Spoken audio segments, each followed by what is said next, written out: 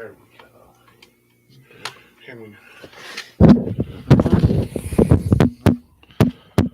Okay, gotta turn that down just a little bit. All right. Test one, test two. Okay. Here. No. You can have this chair. Pull it back over there.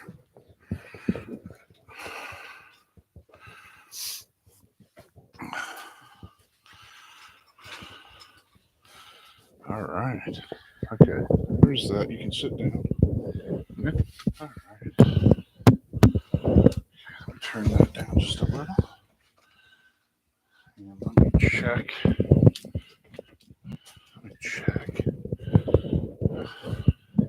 Test one, test. Okay. Test one. Test one. Testing.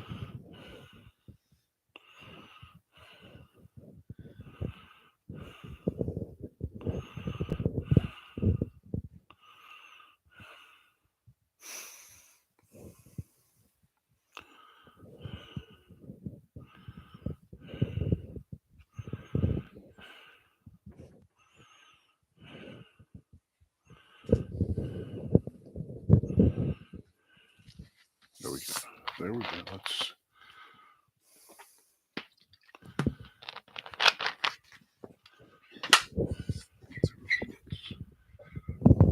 Okay. Oh. There we go.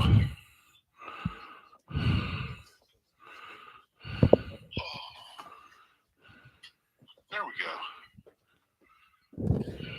And now you can share that to your Facebook. Oh, yeah. There we go. And now you can share that to your Facebook. Yeah. We're live on my channel. On YouTube. Okay. And live on my channel. You want to do the introduction, or do you want me to do it, or? That's your channel.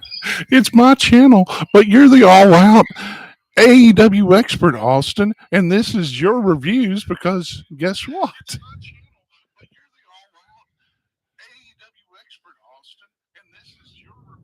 And also tagged your channel. Yeah. So, you tagged my channel? Yeah. So you should have a notification that says John Fun.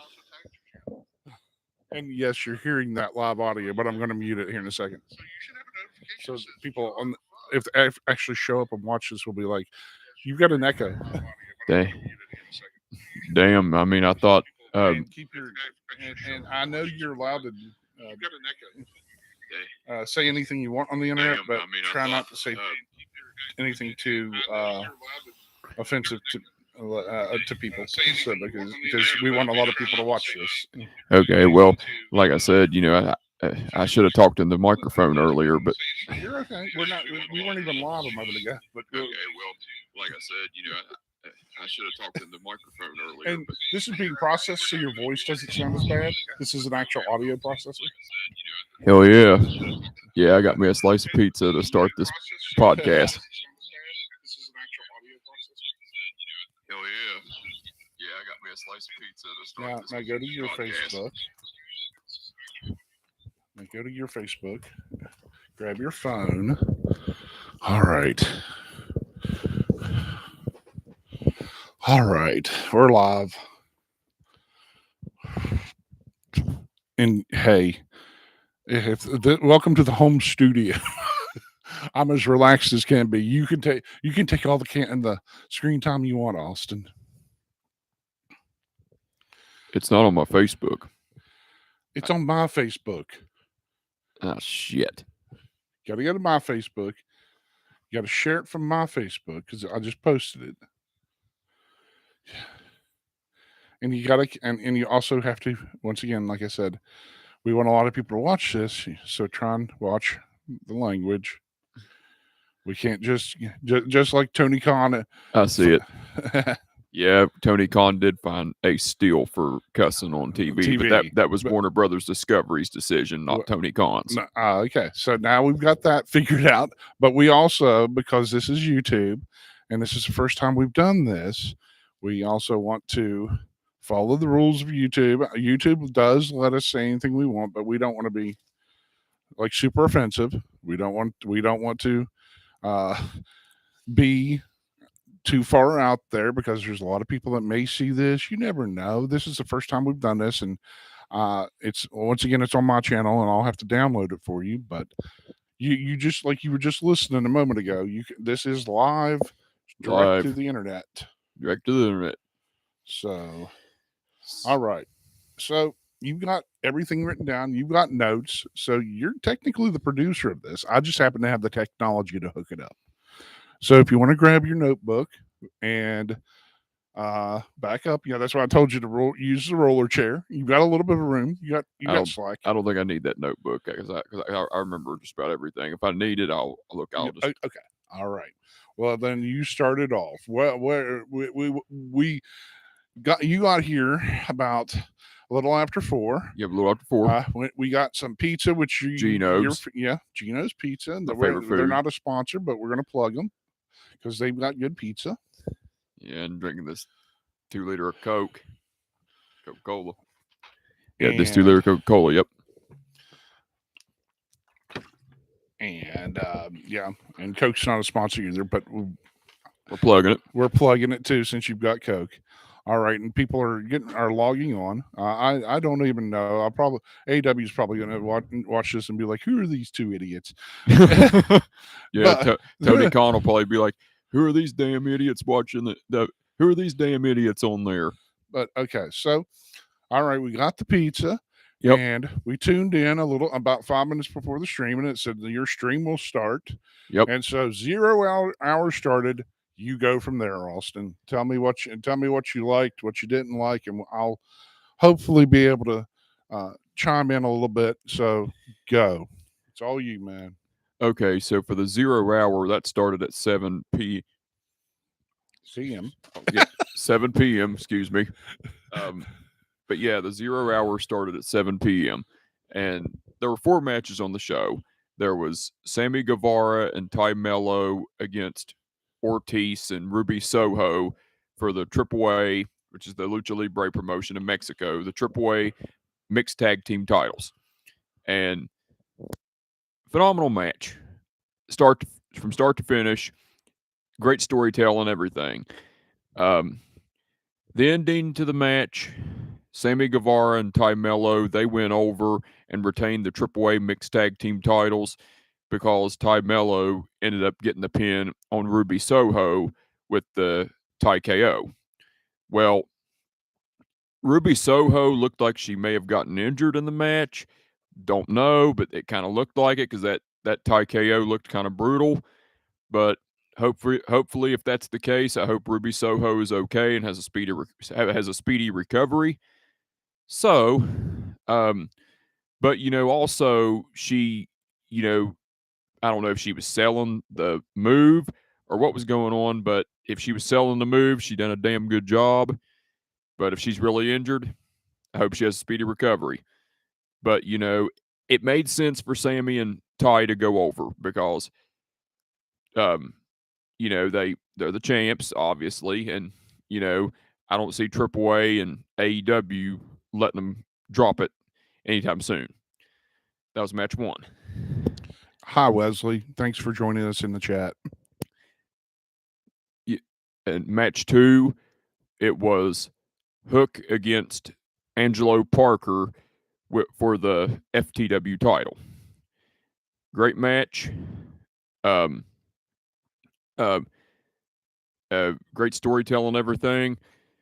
But the ending to the match, Hook went over and retained the FTW title with the Red Rum, which is also called the Taz Mission from his father, Taz. Excuse me. Like I said, great match.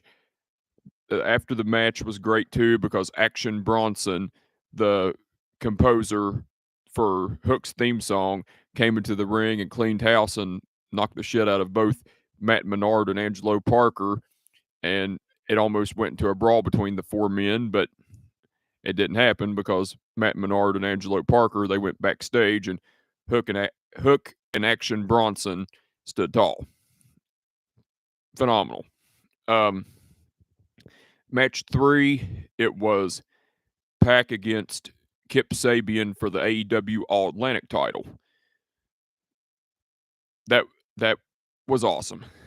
The ending to the match, Pac went over with the Black Arrow and retained the AEW All Atlantic title, which I knew that was coming because Pac just won the title in June at AEW New Japan Forbidden Door.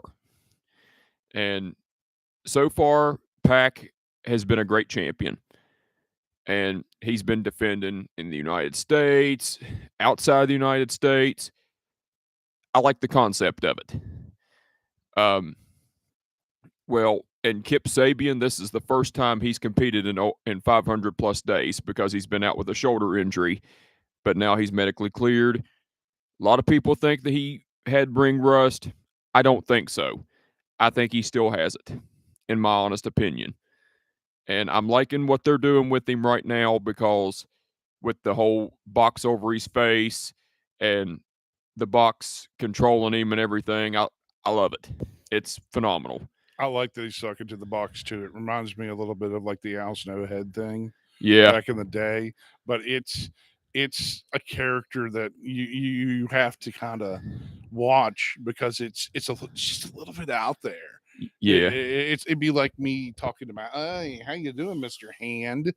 You just have to go with it and enjoy it because you're like, why is this guy talking to a box? Right. Yeah, that is crazy. But yeah, I'm looking forward to seeing how it's going to go from here on out. I agree. And even though I didn't run down and get a picture with him down in Charleston, which I did. You did, but me and Lance. That's one of those things that I was like, I don't know what's going on, but you did, and that's pretty awesome because I do like what he's come back and doing with that box he's talking to. That it's just it feels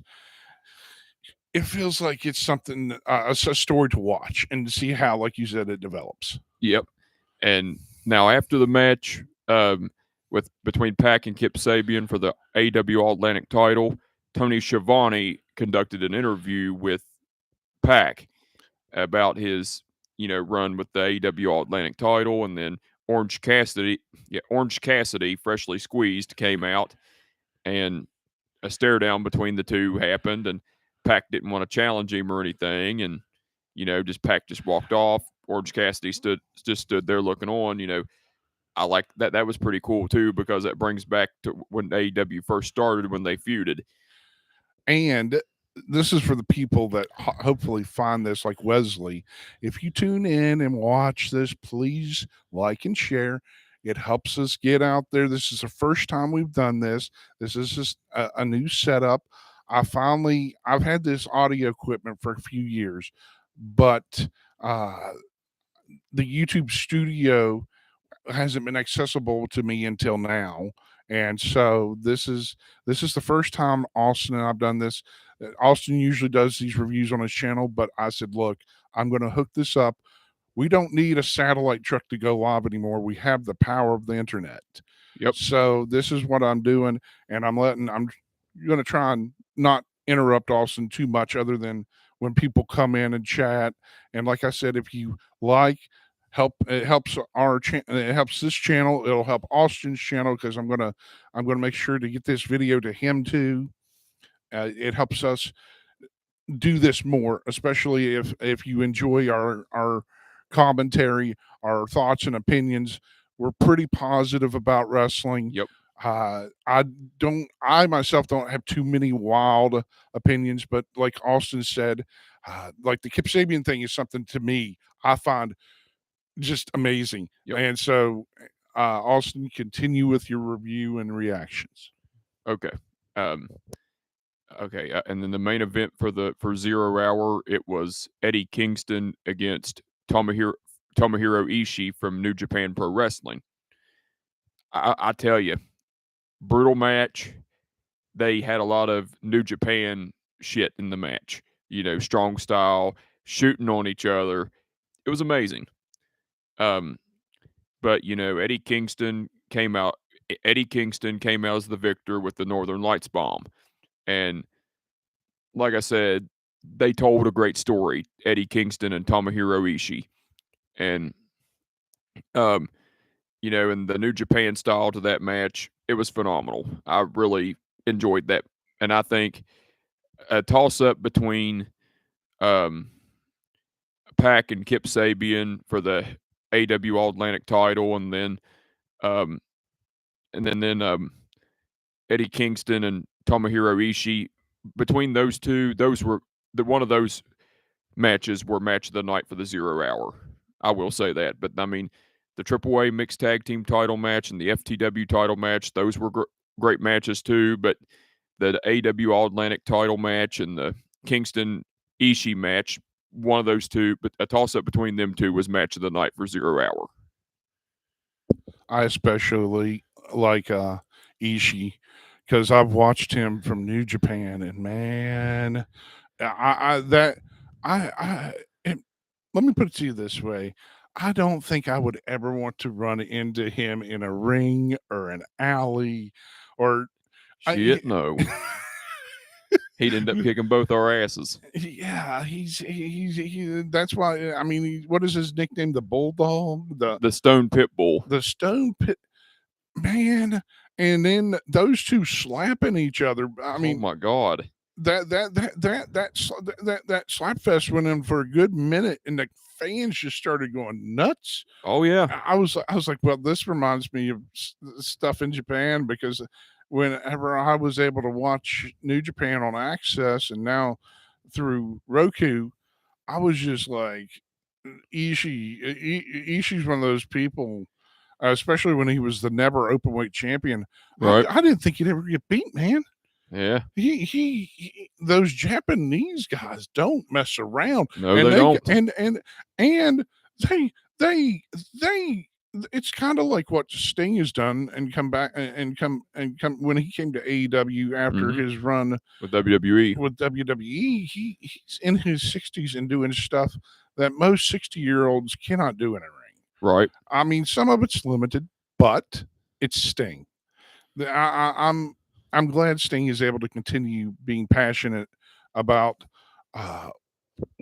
what he loves, which that's one of the reasons we're doing this. We love pro wrestling. Yep. I've been involved in pro wrestling since 1998. Austin got involved in 2010. Off and on. And we're right now, like I said, this is a trial run, and if we get people to watch it, and it's something we hope to build, and build from the ground up. This is something we can sit here. I know I know the way we're set up is you can see like the back of my room. I'm not trying to do this as a super professional setup. I want to get the audio, and like you said, the video is really clear. I want to make sure I've got at least that working so that you people can both hear us, and I probably need to turn on the captions because I don't know if I have that done. I'll have to check the settings the next time, but I'll make sure I put captions on so people can who may be audio impaired can follow along with us and get all the information that we're putting out from the results of pay-per-views and whatever we do with this video. But the other thing I want to mention before we move on to the main show was I did like the Hook match too. Like you said, Hook, the guy he wrestled, Angelo Parker. Like you said, it surprised you that he kind of got like a couple minutes in on Hook before Hook came back and ended up winning. Yeah, because the way AEW's been booking Hook, they've been having him squash everybody everybody's everybody's been in a match with Hook. Hook is squashed. Hasn't got a lot of offense, and this guy came in and apparently got maybe caught Hook off guard. I don't know. I just know you were shocked by it. Your reaction was, I was like, "What's going on? Holy shit!" That was my reaction. Holy shit! There you go, right there.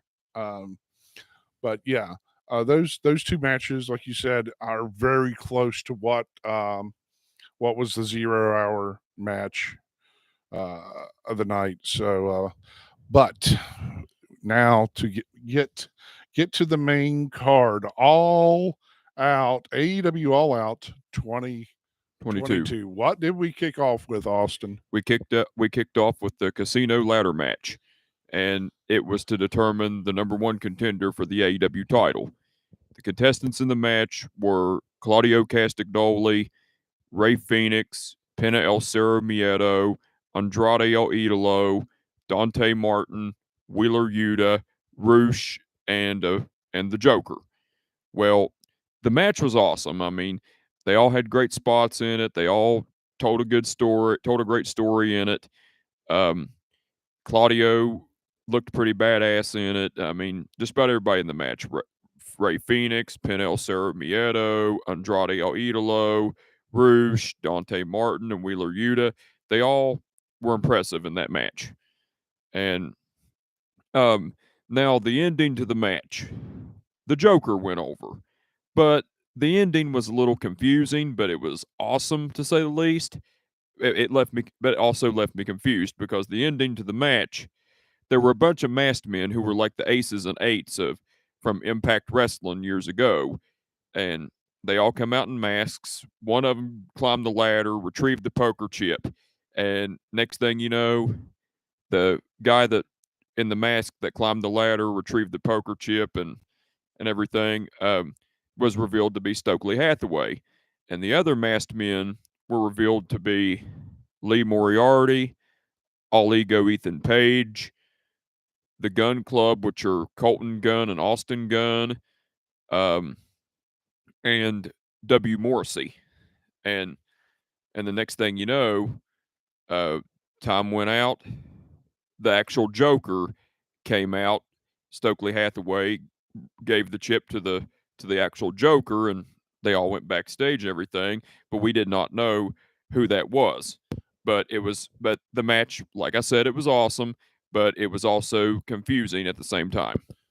I agree with you, Austin. The ending was bizarre. It totally took me off guard. And I was like, "What?" We both kind of looked at each other like, "What in the world is happening?" Now the first thing I said because, and this is the funny part about it, was I only saw 3 members of Stokely Hathaway's group. I was like, "Oh, what is this? The Shield?" Yeah. I was like, "Oh no, we've got the new Shield coming!" And then the rest of them finally got out there. It was like then you saw there was like 5 of them, and then Stokely Hathaway, like Austin said, climbed the ladder and grabbed the chip. And I was like, "Okay, so what?" And that's when Austin pointed out the timer came up and the timer counted down, and out came the Joker, who at the time was unrevealed. Yep. Did not reveal himself or herself. It looked like a guy. For all we know, it could have been a woman. It could have been anything. I honestly couldn't tell with the gear they had on. But here's the kicker to that. Here's what I saw. And well, this is what you saw. Excuse me. Yeah. You saw a mannerism that kind of tipped you off for possibly later in the show. Yep. We won't talk about that. We will just mention. We'll talk about that. We won't talk about that yet. Because I like Austin's straightforward format. So I don't want to mess him up, and I want to keep him on track. So, but you were the one that caught it, and so I give you credit for catching it because I was like, "Oh," and after the fact. So it clued me in, and we were kind of talking about it a little bit throughout the rest of the show. So that happened. The casino ladder match happened, and so we the ending, other than it being a little strange and having us confused, we enjoyed it really well. Yeah, and that group reminds me of the Aces and Eights from Impact Wrestling from years ago. I like what Stokely's doing. I like what they're doing with them. Me too. I hope it goes. I hope it evolves some more. I'm going to be interested to see what is going on going forward with that group and Stokely's group. And I think there's a lot of players involved, and at least they're getting opportunities and chances to get out there on TV and do what they love to do. So congratulations to them, and congratulations to the Joker at this time, Yep. since the Joker won it. So what was match number 2 of the night, man? The Elite. Well, yeah. Match 2. It was the Elite, which are Kenny Omega and the Young Bucks, Matt and Nick Jackson, against Hangman Page and the Dark Order, which are John Silver and Alex Reynolds, and it was for the AEW Trios titles. Phenomenal match, had great spots in it. It was like I was glued to the match, and I knew that the ending to the match, the Elite went over and became the first ever AEW Trios champs. Now, I knew that this was going to happen. Like, I predicted that the Elite were going to go over. But I thought that Hangman Page was going to turn heel and turn his back on the Dark Order, but it didn't happen tonight. But the way the match ended, Kenny Omega got the pinfall against Kenny Omega got the pinfall on John Silver because Hangman Page was going for the buckshot lariat to Kenny Omega, but Kenny Omega moved out of the way, and Hangman Page accidentally executed the buckshot lariat to John Silver. So Kenny Omega got the pinfall, and that was that. What I liked about that match was it was only the third match Kenny Omega's been back. Yep.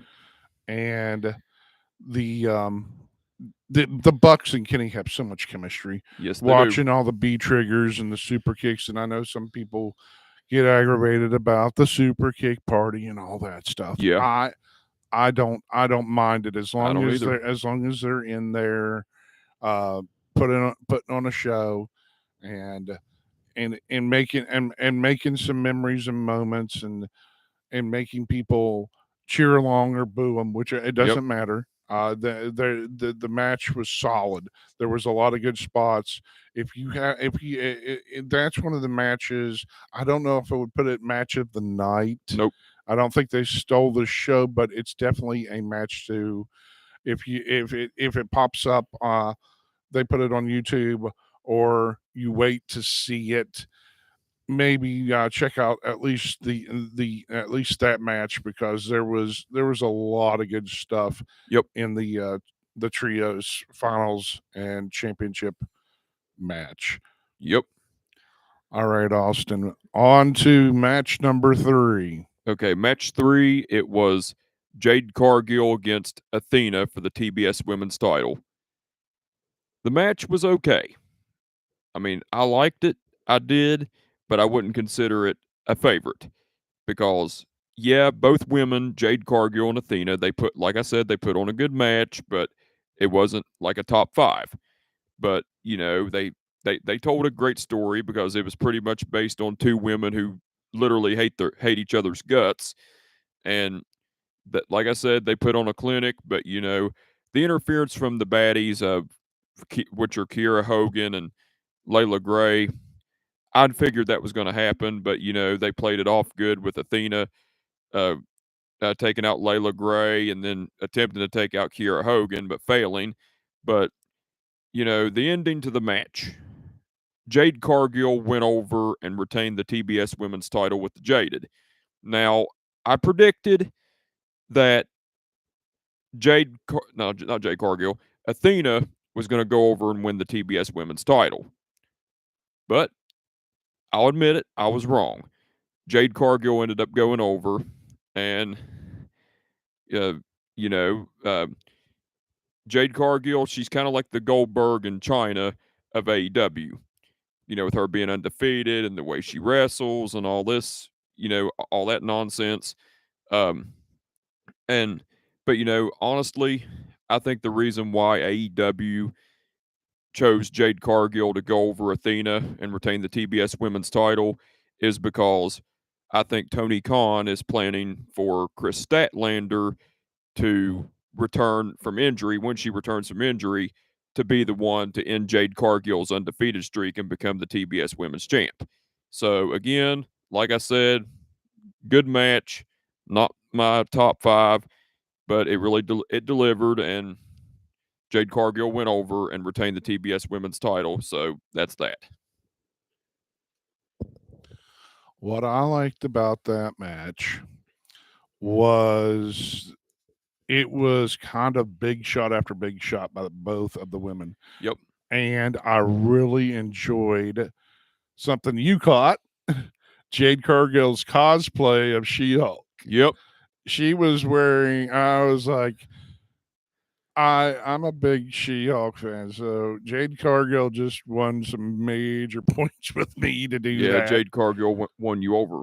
Yeah, I know how I'm like, Jade Cargill was looking way too good tonight in that gear. I was like, muscles and some green paint and the purple and white, and I was like, hello, Miss Nurse. Yeah, she looked hot. She can beat.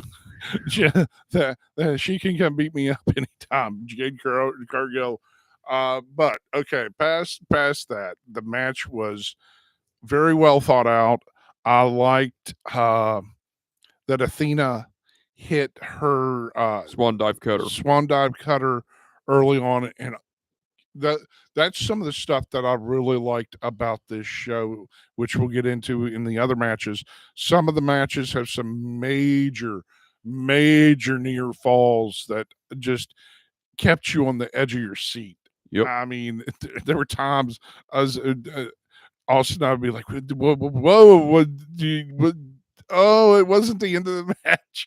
But Athena hit the early swan dive cutter, and it was just so close.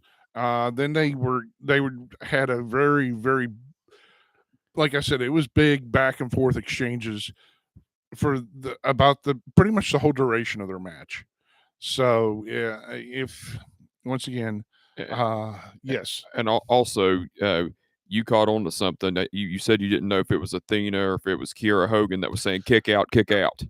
Yeah, that took me out of the match. Someone was being way too loud in the match. I just every time Jade was down, I didn't know if it was Athena or Kiera Hogan or I don't think there someone was.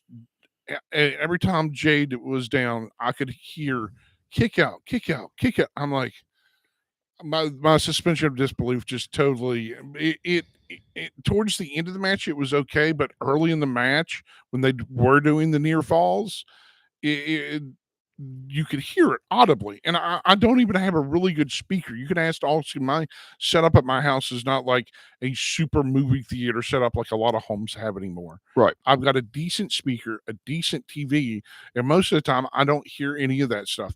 That one, I was like, do you hear them yelling, kick out, kick out? Yep. Good. Yeah. I heard it. I like I said, I've been in and around professional wrestling, and some people are a little loud, and that match got a little loud, and I was like, it just, I'm not mad. No, I'm a I'm not either. I'm a professional, and I respect the sport and organization of professional wrestling. I don't know why it happened or how it happened or whatever the communication issue was. They were having it in that match, but it took a little bit away from the match, not a lot. It irked me a little bit, but overall the match was a good match. If I were to do like the star rating, I would probably rank it around probably 2.5 stars. Right. Something like that. 2.5 Austins. Yeah. We need to figure out a rating system because everyone has a rating system. We need to find something to rate it on. I don't know. And yeah, we're not sponsored by Coke, but he is drinking Coca-Cola. So if Coke sees this and goes, "We want to pay you," we'll take it. We'll gladly. Yes, we will. We'll gladly work for food, work for Coca-Cola, work for water. So if y'all are enjoying this, please like, share, subscribe, all of that, because we want to hopefully do this more, possibly podcast, possibly just sit here and hang out with you I'm all. down. and discuss pro wrestling, because there's a lot of pro wrestling people out there, and yes, they have built their names in communities, but I don't think they're as possibly as real as you and I, Austin. We are the real Right. deal. Yeah, we are the real deal. That's for sure. So you need to step out for a second. Bringing my pizza over. Oh, okay. You're hungry. Well, he's going to eat on camera, folks. He's okay. So we're gonna get a piece of pizza, and we're gonna continue on to match number 4. You might, I may have to read off match number 4 while you chow down on a piece of pizza. It's okay. You sure? Yeah, I can do it. Okay. Okay. Match number 4, it was Wardlow and FTR, which are Dax Harwood and Cash Wheeler, against Jay Lethal and the Motor City Machine Guns, which are Alex Shelley and Chris Sabin. It was a trios match, and that match was awesome. Great story, all like great spots, everything. It was an all-out great match. It didn't have a lot of flips or a lot of drop kicks or super kicks or anything like that. It was like an old school storytelling, pretty much. I mean, there were some spots from the MCMG because they do a lot of high flying moves and all that too. But from FTR, um, there weren't no high spots or anything. There was old school wrestling. Same with Wardlow and Jay Lethal as well. But the ending to the match, Wardlow and FTR went over because Wardlow got the pin on Jay Lethal with the Powerbomb Symphony. Now, after the match, there was going to be a post-match beatdown. Like, it was going to be Wardlow and FTR fighting Jay Lethal, the Motor City Machine Guns, Sanjay Dutt, and Satnam Singh.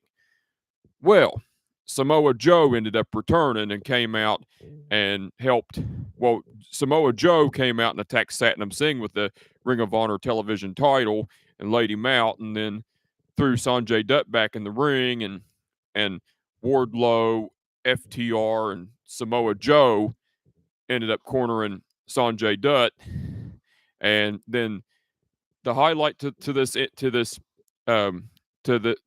being after the match, Dax Harwood of FTR, his little girl who's 8 years old, her name's Finley, she came out and she took Sanjay Dutt's pencil and broke it in two. And Dax Harwood ended up laying out Sanjay Dutt with a punch in the face, and then they did a little match type thing where the referee came back into the ring, and Finley Harwood, Dax Harwood's little girl, put her foot over Sanjay Dutt's chest, and the referee counted the 3, and a celebration happened and everything. But like I said, great match. I loved it, and the ending was awesome, especially with the little girl. Cash Wheeler and Dax Harwood right now, like they say, are probably the top tag team in the world, as you have to get some energy in you. But all the stuff that happened in that match, once again, Dax Harwood and Cash Wheeler are fists, not flips. They are ground based. They do a lot of stuff, technical wrestling, and if you're not into techno wrestling, if you want the flips and all the ooh and ah stuff, that's not what they do. Uh, but there is some there's some stuff that they do that just really draws you into the match, and that's what I enjoy about their matches, especially this one with Wardlow. Same here. And Wardlow, Wardlow got the Powerbomb Symphony, which I like. I hadn't seen that yet. I hadn't seen him doing the orchestra conductor thing. I really like how he interacts with both the fans and the audience when he gets ready to do that, and everybody's starts chanting one more time. So I don't think I would like to be his opponent. Me You neither. have to take that first power bomb looks bad enough, and I mean, but it's hitting that mat 3 more times from a power bomb because the velocity at which he whips you around and slams you down. As my cat's probably going to make an appearance. My cat is now playing in the box to my right, so there's a cat commentary. He's playing in the box that my sound mixer was in, that is being used to broadcast like our audio onto this channel. So that's why it's nice and clear. And once again, I also need to go back and check the captions so people who have any hearing issues can join in too. So, like I said, this is the first time we've done this, and if you enjoy it, like, share, help the algorithm pick us up. We want to do a good job of reporting the results. If you saw them and want to talk about them in the chat. I am in the chat. I am responding in the chat, especially while Austin's reading off the matches. What else can I say? What else can I say about this? We're gonna try, like I said, we're gonna try and do this more. We want to do wrestling and podcasts, and the big thing about this is Austin's doing really well. I'm so psyched that he's doing this with me that it's like, okay, Hell yeah, man. He out of all the stuff I pushed him to do, he actually this felt like it felt like he's put on a glove. This is like riding a bicycle, isn't it? Yes, it A is. little less physically less demanding, but Yep. all right. So we're getting ready to jump into the next match. Oh yeah, and yes, I agree with you. I love what Finley Finley did. Harwood. Yes, I love that little spot for her, and yeah, kind of like excuse me, mouth's a little dry. I'll have to get a drink here in a moment. But Finley got to beat up Sanjay Dutt. Sanjay Dutt's pencil, and then Dax knocked him out, and here comes Dad. You're gonna have to cut through here, aren't you? And Finley ended up getting a pinfall on Sanjay Dutt. Yeah, I like the pinfall thing. Are you going to get up, or are you just sitting up? Hey. Okay, well, you're gonna watch. Don't trip over this. All right, you go into the restroom. All right, well, do it now. While we're in between matches, we're just kind of talking. So here comes my dad, and be careful not to trip over the wires. Watch yourself. Don't trip. There you go. Over one. Get it. There we go. Like I said, this is a makeshift studio, so we have my dad's here. So that he is a Air Force veteran. So if you want to talk to an Air Force veteran and say thank you for your service, we will greatly pass it along to him too. That's one thing we are military pro here. So we thank anyone out there in the service right now that is active military for protecting America and its values and doing a service for America. So thank you to all military veterans. We are military pro here. We want people to be safe and come home to their families. All right. So while he's in there, let's get to, what is it, match 5? Match 5, yeah. All right. Okay, match 5, it was Powerhouse Hobbs against Ricky Starks. Now, I will give you all a background story with Ricky Starks and Powerhouse Hobbs. They used to be a team called Team Taz, and they were managed by Taz.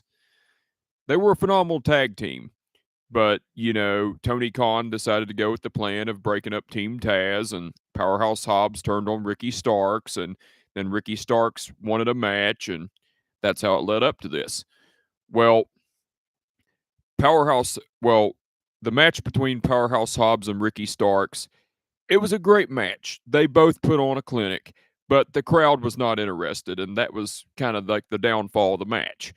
They were not interested, but eventually they ended up getting interested because the crowd was saying, "Let's go Ricky, let's go Hobbs." It's like a mixed reaction for both of them. But, the ending to the match, Powerhouse Hobbs went over with the spine buster. Like I said, I liked the match, but the crowd wasn't into it, which I didn't understand, but it is what it is. And hopefully this storyline will continue, because I feel like it will, because I feel like eventually Powerhouse Hobbs since he got the victory this time against Ricky Starks, I'll look for the next match that they have. Ricky Starks gets the victory and he gets his payoff. So that's what I got to say about that match.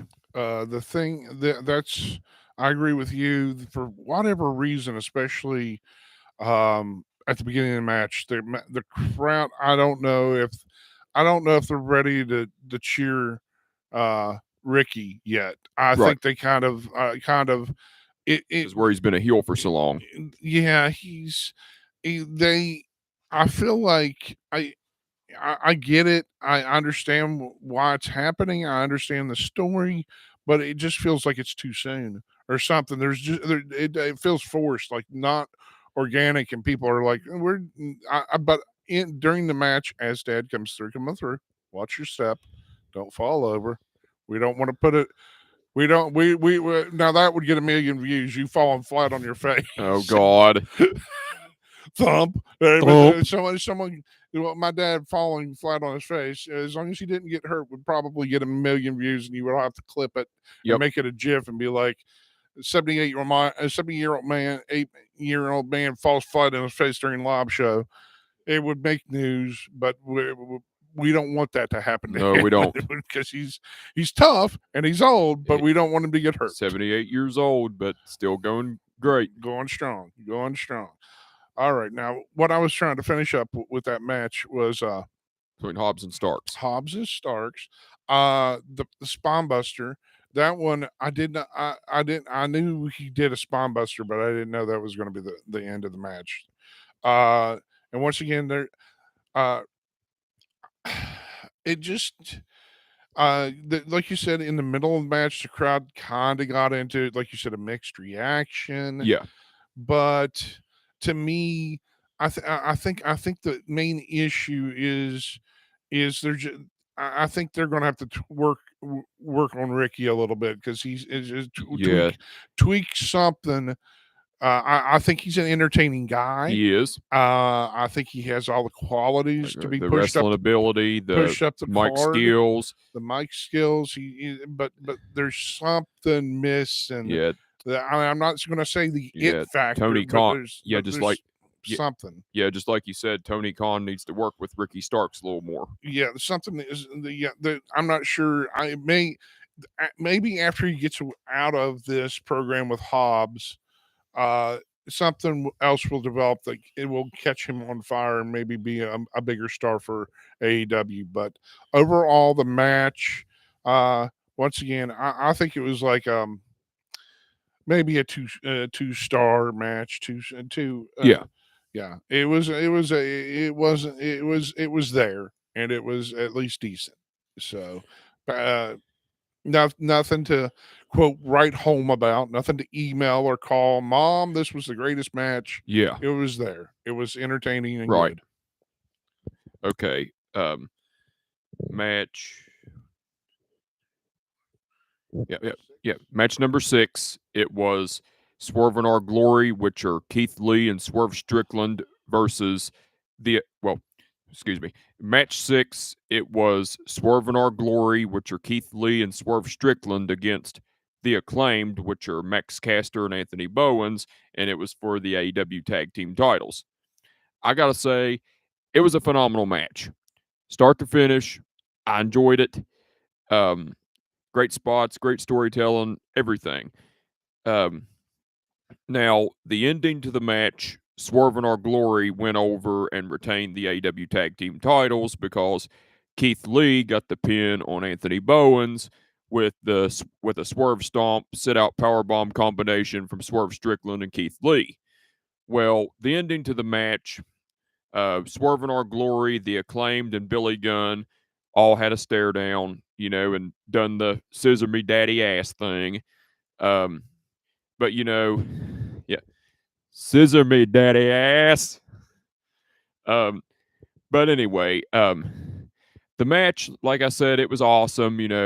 There were some critiques a little bit, like I was really concerned about Anthony Bowens. Like, I was worried about his knee because he's been hurt so much. And I'm just like, man, I hope because he's injury prone. Hopefully nothing else happens. And, And there was one spot that Max Caster. I mean, I love Max Caster. He's entertaining, but he did not bump or sell one thing in the match.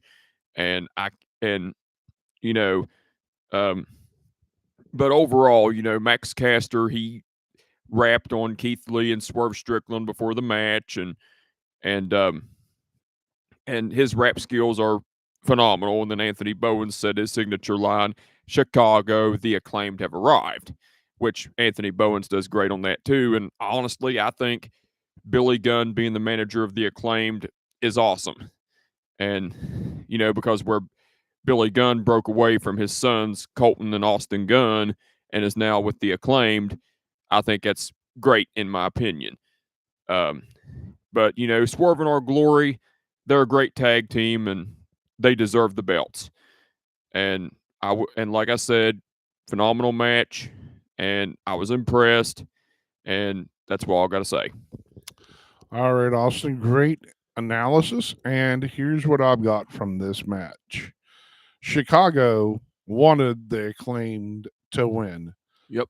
Chicago was all over Keith Lee and Swerve Strickland. Yep. They were. I mean, there were times that they actually got booed. I love Keith Lee to death. I've always found Keith Lee to be really good at what he does. Oh, bask in his glory. Yes, yes. What that is like? It should. I mean, and his theme song in AEW is Who great. am I? I am Keith Lee. I am Keith Lee. Keith Lee, even during his run in WWE, even though towards the tail end of his run in WWE, they were wanting to change everything about him, and like his name being Bearcat. Bearcat Lee. Like that was corny as hell. That was Vince logic, though. Yeah, I know. I'm once again. I know this is an AEW show, but since it is a pro wrestling show, I still want to throw this out there. Since we're talking about Keith Lee and a little bit of WWE, I'm still so glad Triple H is now in charge because of the people that he's bringing back, and it leaves the door open for other guys to come back. But just something this and this is one we can quickly discuss since it was news last week. Yep. Remember, contract tampering is bad, people. Yes, it is. You if you sign a contract to say I sign a contract to work for Austin, and my dad comes and says, "Hey, I want you to work for me." And in that writing it says you're exclusively working for Austin. That's contract tampering. Yeah, and WWE has been contract tampering with AEW talent. They have been contacting people that are under exclusive contract deals to AEW, and that's okay. I'm no lawyer, but the basics of that is a big no. That's true. So my point is I know with Triple H in charge that whenever these people possibly become available, there may be some more doors and opportunities open later down the line. But right now, for Keith Lee and Swerve Strickland, they are the AEW Tag Team Champions, and the match was a solid match. It was a banger of a match. I mean, I'd have been okay with the Acclaimed going over, but I mean, I agree too with that. If the Acclaimed would have won, I think Chicago would have went completely berserk because they were wanting. I mean, even the commentators finally had to address it. They were like, they really are behind the Acclaimed tonight, and yeah, there's some stuff. In fact, the one thing that happened was a interrupted kickout that was very. It might have been just a fourth of a second late, and I brought that up to you because even on the replay, and the fans basically lost their minds over that and started chanting BS. Yep. And it was the full word. So my point is that there were there, and also to Austin's credit, he pointed out there were some things that Max Caster wasn't doing in the match either. Yeah, he wasn't taking a bump. It wasn't. Well, yeah. So the match was good. There could have been some things better about it, but once again, I'm not a huge critic of what these guys are doing out there. I'm glad they were working. I'm glad they were entertaining us, and there may have been some hiccups. But I think overall with Austin, I think it was probably like a 3.5 match. Yep. I would give it a 4, but there's just some things that happened in that match. Just, but it was towards the end. It was tune in entertainment. It was Right. it was like every for the last maybe 5 minutes of that match. It was you weren't sure who was going to win. Yep. I thought because you were like, oh no, I think you even at one point went, oh no, the Acclaim are going to win. Yep. And I did. Yeah, so yeah, it was one to definitely enjoy and watch. That one was probably that one may have stole the show. Yep. That might have been my match. I could say, yeah. I would go back and watch that match again, even though it wasn't a perfect match. It had me invested in watching every kick out, every move, all the way up until they hit their tag team move. What's it called? The where the power bomb stomp from the corner. I don't know the name of the move, but you know, right now I call it's a swerve stomp into a sit out power bomb. Yeah. That's what it is, because they don't have a name for it. Okay, but there it is. He called it, and that's what they won with. And they even where they were going to shake the hands of the Acclaim, but the Acclaim kind of backed off. And so I think there's going to be some more between Swerving Our Glory and the Acclaimed. Yeah. But you know, but the thing is, Billy Gunn and Keith Lee, they done the scissor. Yeah, but scissor me, daddy ass. One more. Scissor me, daddy ass. There we go. We got it. All right. Let's go on to the next match. What is this? Match number 7? Yep. Okay, match number 7. It was Tony Storm against Jamie Hayter, Britt Baker, and Hikaru Shida in a 4-way match for the interim AEW Women's title. And yes, I'm saying interim because that's what it is, because the original AEW Women's Champion, Thunder Rosa, is either out for injury or suspension. I'm hearing different things, but anyway, this match between Tony Storm, Britt Baker, Jamie Hayter, and Hikaru Shida in a 4-way match for the interim AEW Women's title.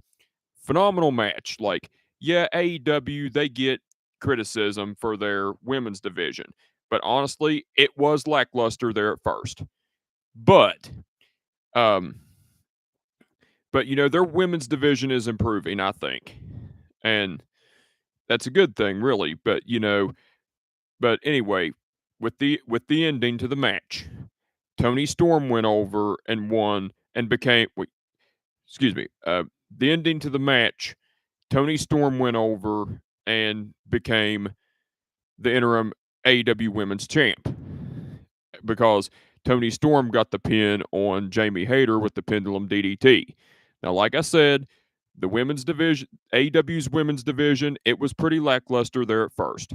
But over the 3 years that AEW has been around, the women's division has gotten better. It really has. And I've noticed in the match, Britt Baker and Jamie Hayter, they're showing dissension towards each other. Like, I'm sensing a breakup between the two, and Jamie Hayter goes face, and Jamie Hayter turns babyface, Britt Baker stays heel. And because they were teasing it, you know, of their dissension and everything in the match, and that's what cost Jamie Hayter the match, and Tony Storm getting the victory and everything. But I mean, Hikaru Shida, she put on a great performance, even though she was taken out by Britt Baker and Jamie Hayter throughout the match, but ended up coming back out to the match and everything. But like I said, phenomenal match. It was like one of the best matches out of the AEW women's division, in my opinion. And like I said, the AEW women's division, it's improved. I don't know what y'all think, but I think it has over the course of 3 years that AEW's been around. So pretty much that's all I got to say about that match. What I liked about the match was early on was the roll ups. We missed about 30 seconds of the match because our stream Was buffering. buffered. But the thing that happened was Hikaru Shida, she ended up going to the back and came back with kendo sticks, and where it's where there's no disqualifications in a fatal 4-way match. I like that. I like that happened. I like Rebel got involved and got headbutted.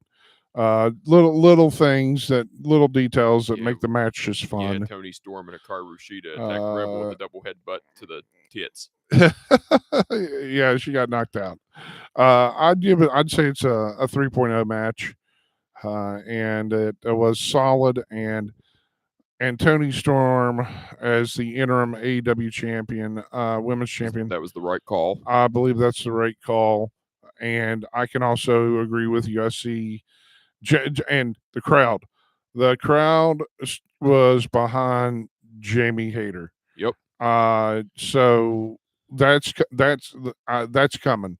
I don't know when. It may be sooner than later, but Jamie Hayter and Britt Baker are going to explode. They are, and the thing is, Tony Khan, he's all about long-term storytelling. So it may, just like you said, it may be sooner than later. It may be sometime down the road. Just all depends on Tony Khan when he wants to do it. Yeah. Because, like I said, he's all about long-term storytelling, which that's good because you got to tell a story a lot of times. Yeah, that's one of the things that wrestling is.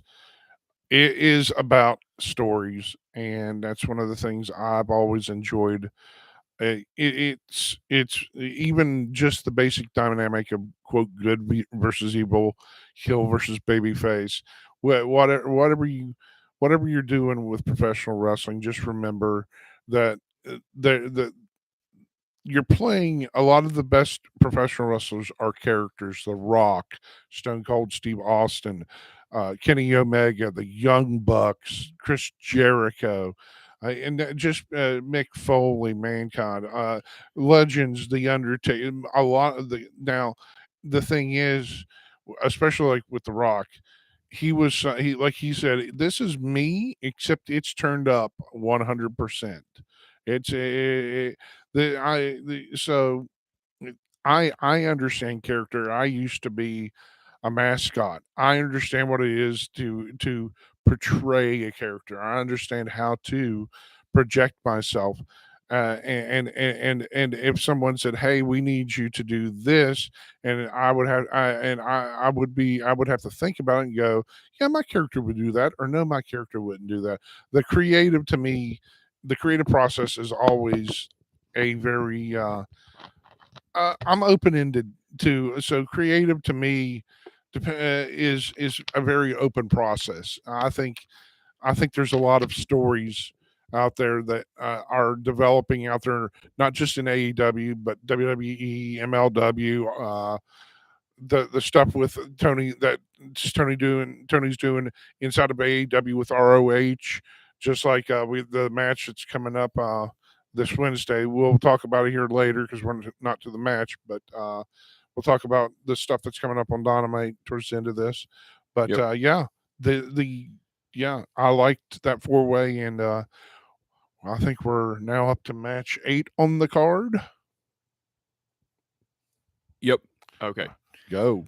Okay, match 8, it was Christian Cage against Jungle Boy. I will say this, it was more storyline than a match. Oh, yes. Because the way it happened, Christian Cage made his entrance, then Jungle Boy made his entrance, and Jungle Boy was looking all over the stage for Luchasaurus. Well, Luchasaurus came out, attacked Jungle Boy with the choke slam off the stage, and then Luchasaurus dragged Jungle Boy over to the ring and attacked him, and then done like a razor's edge or power bomb, whatever the hell it was, through a table. Then um, then Luchasaurus threw Jungle Boy back into the ring, and then the referee, she checked on Jungle Boy to see if he was able to go. Jungle Boy was able to go. Well, Christian Cage got a couple moves in. He got in the spear, got the pin, but Jungle Boy kicked out, and then Christian Cage done the kill switch and then got the 1, 2, 3 on Jungle Boy. So Jungle Boy did not get no offense at all. So really, it was a squash match. But like I said, it was more storyline than it was more of a storyline than a match. And I get it what they're doing. I get what Tony Khan's doing. I get what Tony Khan is doing with this because Tony Khan is wanting to continue the story between Christian Cage and Jungle Boy. And I feel like what's going to happen either at Full Gear, Revolution, or sometime down the road, because this storyline is far from over. And I feel like what's going to happen, Jungle Boy, Jungle Boy is going to eventually get his payoff, and he's going to end up going over Christian Cage at the next pay per view or the pay per view after that, or sometime down the road. But like I said, I'm loving Christian Cage as a heel. He is a phenomenal heel. I mean, I like him as a baby face, but I like him better as a heel. And Jungle Boy, I see a lot of potential in him. So I'm looking forward to seeing how this storyline continues and everything. So, like I said, that's all I got to say about that match. Christian Cage is a slimy jerk sleazeball heel. Yep. I mean, it would be like me getting on here and cutting a promo on you and your long hair. I would be, I mean, I've got long hair, but I'd be like, your hair's greasy. I know you don't take a shower, Austin. So just and go from there. And and he takes showers. Yeah, Don't take that seriously, folks. no, because Jonathan's not an asshole like that. See, but the big thing for me was I was behind. I mentioned that to Austin. I said because the last thing I'd seen, I don't always keep up on AEW. I'm more of a WWE person, but here's the thing: I'm trying to get more interconnected I'm more of into an AEW person. into everything, including AEW. In fact, I wish I could go back to 3 years ago and watch everything from the start again, but it may be hard to find everything. Yeah. But my overall point is, last thing I saw was when Jungle Boy came back and attacked Christian, and Luchasaurus had originally rejoined Jungle Boy. Then ended up getting storyline suspended for attacking an official, and then it made his return again and realigned with Christian Cage.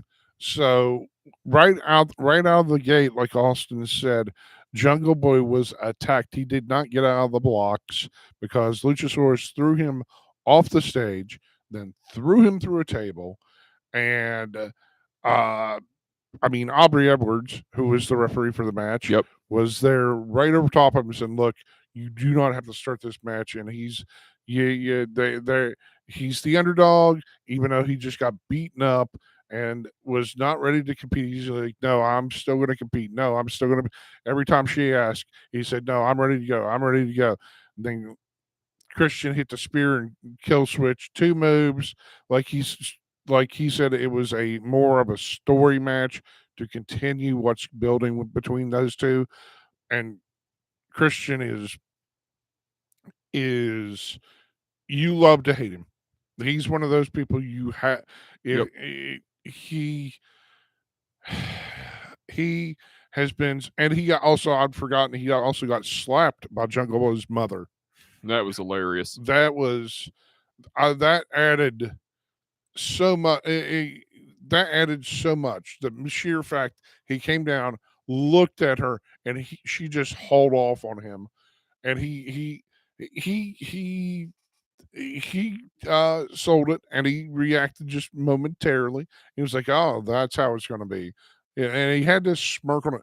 The way he smiles and smirks, the way yeah, especially when he's a heel, it's just like he is so dislike. You just want to. You have to dislike him. I dislike Christian as that character. You just there's especially right now. Right now, it's like I would. He's on. He would. He's got to be the top, one of the top three heels in AEW right now. Yep, that's true. 3 or 4. He's up there at the top right now. But let's move on to the next match. Match 9. Okay. Match 9, it was excuse me. Match 9, it was Chris Jericho against Bryan Danielson. Now, I will say this, Chris Jericho brought back the Lionheart gimmick that he done in WCW and ECW. And I, it was like nostalgia all over again, because I remember when he done that gimmick in WCW and ECW, and it was a nice touch. And and then Bryan Danielson, uh, with his entrance, Elliot Taylor, the composer for Bryan Danielson's theme song, came out and performed Bryan Danielson's entrance music and everything, and that was pretty awesome. But the match itself was awesome because you had two phenomenal athletes in Chris Jericho and Bryan Danielson, and like like they both. I mean, yeah, they're both not in their primes anymore. They're both like in their 40. Like Bryan Danielson is in his 40s and Chris Jericho's in his 50s, but they can still go. But the ending to the match, Chris Jericho went over with the Judas Effect, but I mean, Chris Jericho did cheat to win because because when the referee wasn't looking, Chris Jericho executed a low blow to Bryan Danielson. Then Chris Jericho done the Judas Effect and got the victory. Now, I thought Bryan Danielson was going to go over, but I was wrong. Chris Jericho ended up going over, and like it didn't bother me one bit because I like both competitors, but that's just who I predicted. And but it was a phenomenal match, and the results to it, the ending to it, and the one the and Chris Jericho going over, that was that was great. And that's pretty much what I have to say about that. I thoroughly enjoyed that match. Um it was, like they said, it was something kind of like going back in time.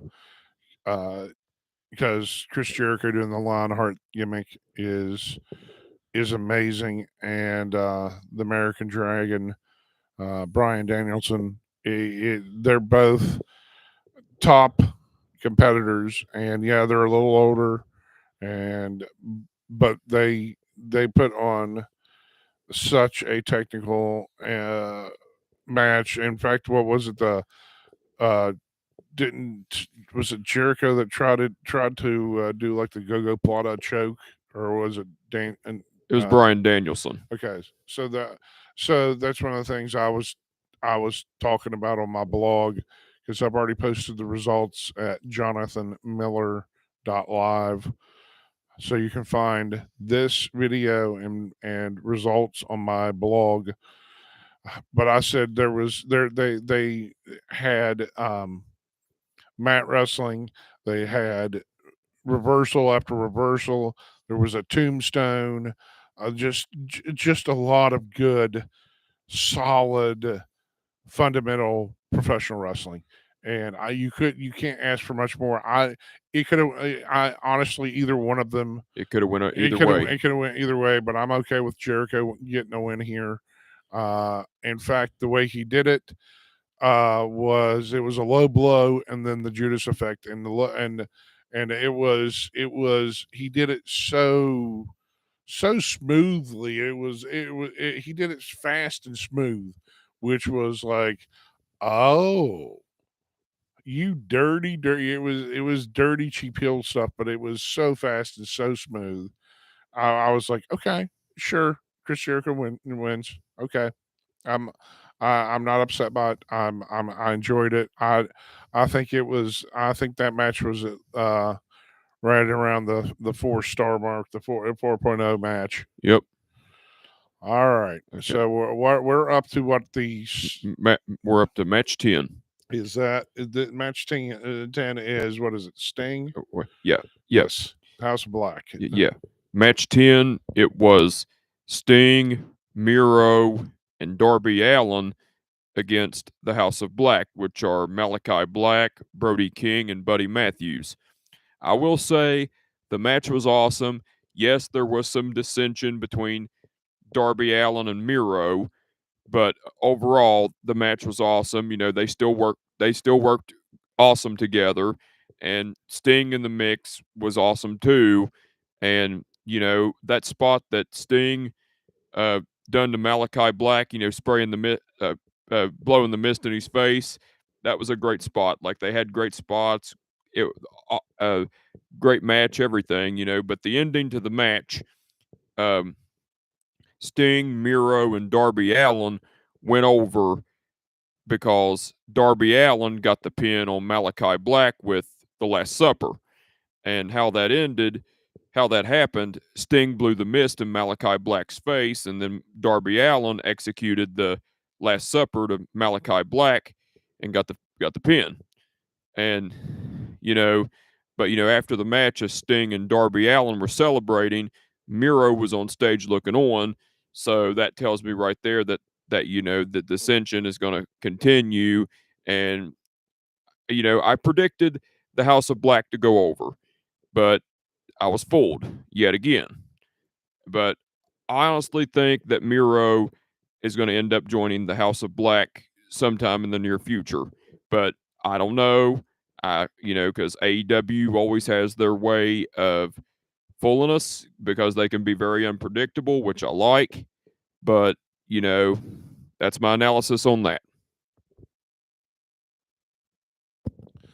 Once again, like I said, I think I mentioned it to you, was Sting is in his 60s, and the things that Sting does and still does as a passionate performer Mm-hmm. are amazing. Uh, he still is mobile, moves around. I want to be able to, in 20 years, I want to be able to move like Sting. This is one of the reasons I joined the gym this summer. I need to keep my mobility. I need to keep my health up. So if I make it to 63, I want to be able to not specifically dive off the top rope, but I want to be able to move around and have the mobility Sting has as a 63, 64-year-old man, and have ability to perform like he does, even though I like I said, I might not even be in a wrestling ring, but I want to be able to move around and everything else with that match. I agree. The Miro was the story on and Sting busting out the what goes around comes around deal. The old used in the Black Mist on Malachi was a great touch. Yep. Fight fire with fire. He really got some payback for everything that the House of Black has been doing to them. So I enjoyed that match. I would say it was at least a 3.0 match. I wouldn't say it's I wouldn't say it was 5 stars. yeah, it's not five. I'd say it's around three. It was once again, it was there. It was very solid, very entertaining for the time they had for the story they were telling. It was and where it was what was it, right before the main event? Yeah, that was right before the main event. Okay, so I think everything was really good for where it was placed and the stuff they did. And yes, great, excellent, excellent. So here it is. Are you ready, Austin, Yep. for the main event Yep. of the evening? Yes, Take it sir. away. Take it away. Okay, and match 11, which was the main event, it was CM Punk against John Moxley for the AEW title. Phenomenal match, great spots, great chemistry, everything. Like, you know, John Moxley, he is awesome. You know, like John Moxley, you know, he can go. And, you know, like he was out there kicking ass and everything. And then CM Punk, on the other hand, he's another phenomenal athlete, another phenomenal professional wrestler. And he was out there killing it and everything too at his age, him being in his 40s and still being able to go. And they Punk and Moxley, they put on a clinic. Like there was points in the match that Moxley was going to go over, but we thought Moxley was going to go over. And we also thought that Punk was going to go over at some points in the match as well. But before I continue with that, the ending to the match, CM Punk went over and won the AEW title with the GTS. Now, before I continue my analysis, after the match, as CM Punk was celebrating his victory, the lights went out. Tony Khan's voice came on with the recorder, and he said, I know you've been gone for 2 months, but I will extend your contract and I will pay you more, but you have to appear at All Out first." And so, next thing you know, the Joker was revealed, and the Joker was revealed to be MJF. So MJF ended up coming out, like, he unmasked as the Joker, and then he came out, put his scarf on, then he came out, and a stare down between CM Punk and MJF occurred. And CM Punk, even though this was in his hometown of Chicago, Illinois, he was cheered, but when MJF came out, the crowd turned on him and started chanting for MJF, but then the crowd started booing MJF as he flipped him off. But MJF made, was showing signs that he was the next number one contender for the AEW title. And next thing you know, like, I don't think it's going to be at Full Gear, but I think sometime down the road, like maybe on Dynamite or some pay-per-view, like after Full Gear or whatever, CM Punk and MJF are going to face off. And MJF, like for the AEW title, MJF is going to go over and win the AEW title. And honestly, I think this whole thing between Tony Khan and MJF, I think it was a shoot first, but then it turned into a work. But like I said, great storytelling, great everything about it. Even MJF's return was awesome. But I'm looking forward to CM Punk and MJF going at it again, but this time for the AEW title. So that's my analysis. All right. Here's what I thought about that. And Austin, once again, and he was on this, like he said, he was on this from the get-go. I don't know how much of it was real. I don't have the phone number to Tony Khan, even though Austin was in Charleston and did get a picture with Tony Khan, which you can find on his Facebook and other social media. AEW ROH guy 1995 on Instagram. You can see his picture with Tony Khan. Yeah, because I barely use Twitter. Yeah. So, but he was all over this MJF thing from the start. And like he said, I don't have Tony Khan's number. Austin doesn't have Tony Khan's number. As far as we know, it was possibly started out as a real dispute. And once they finally got in and started talking about things, cooler heads prevailed and it became a work. And what I like about storytelling, especially real life going into work, is how they played this off. I think it was played off so masterfully, as in you had to sit there and wait and wait and wait for the last 3 months, ever since he cut that promo on Tony Khan saying pipe bomb. It's a similar pipe bomb type CM Punk pipe bomb promo. Said you're just a mark, Tony Khan. Pay me my money, and then took off through the crowd. I watched. I didn't get to watch it live. I watched it on YouTube. Here on YouTube, where we're live right now. Yeah. But my point is, I did watch it, and I was like, I just kind of sat there going, okay, I get it. I don't get it. I'm not entirely sure about it. But one of the things was in Charleston. Guess whose face was still on the AEW truck? MJF. MJF's face was on the AEW truck. And I actually shot some video outside.